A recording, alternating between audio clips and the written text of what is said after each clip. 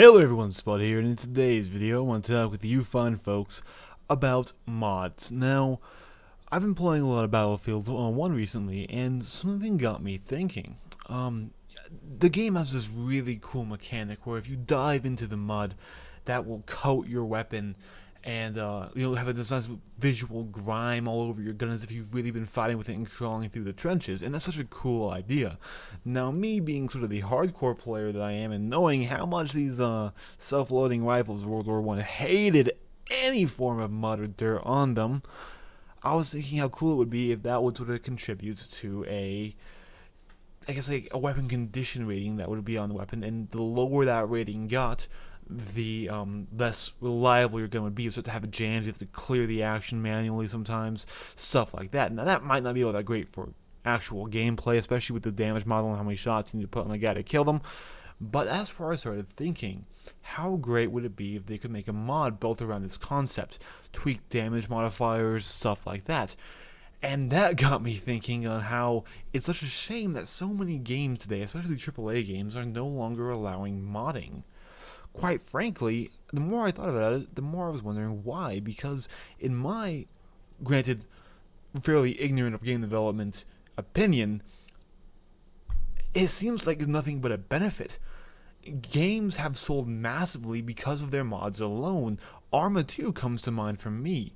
With the DayZ mod, the original DayZ mod for Arma 2 was the only reason why I bought that franchise, but that introduced me to it, and now I'm an Arma player pretty consistently.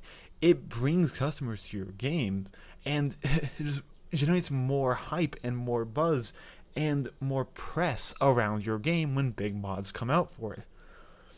So I understand that these big companies who make these AAA games don't need any extra press, I guess. They have great teams for all their advertising, but mods have born entirely new games. Squad, which is a up-and-coming tactical FPS that everyone should know about, really, that was based off of a mod for the old Battlefield 2, which was called Project Reality. And, I mean...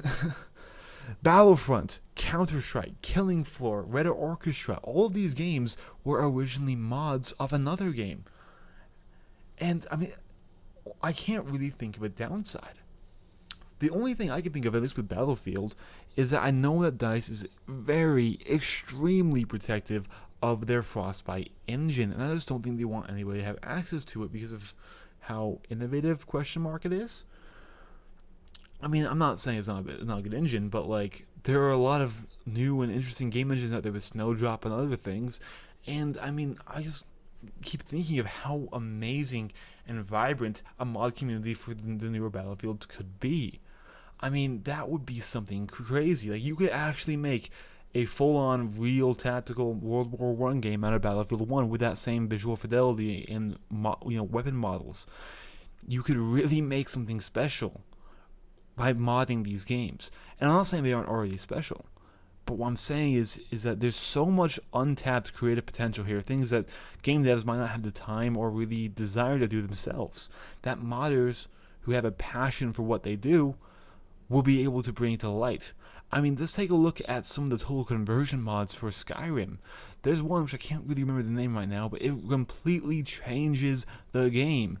It is so different that it's essentially this whole new game that's entirely free because there's just a conversion mod for Skyrim. That's fucking awesome. I mean, it adds more content. People are going to be playing your game longer. They're going to be talking about your game more after release.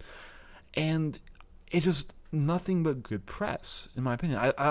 There are, of course, the other mods that I won't go into, but I mean, even that still will get some people to come to your games. And if you know what I'm talking about, that's fine. If not, don't worry about it. But I mean, modding is such a pro-consumer and pro-game thing that the only thing I can think that's keeping a lot of these game devs out of it is either contract agreements or worries about their engine being looked at by other developers. And frankly, I mean, while I get that, I would be an incredibly happy customer if mods came to more platforms. Anyways, guys, I wasted enough of your time. Thank you so much for stopping by and watching. If you like the video, please hit that like button. I'd appreciate it greatly. If you like me and the content I produce, please hit that subscribe button. I'll try and make videos whenever I can. And I'll see you guys all in my next video. Bye-bye.